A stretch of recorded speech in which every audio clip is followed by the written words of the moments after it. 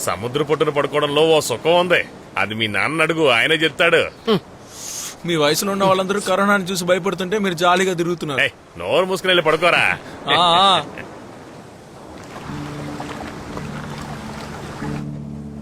Hello. Hello, అస్సలాముఅలైకుం. వలైకుం అస్సలాం.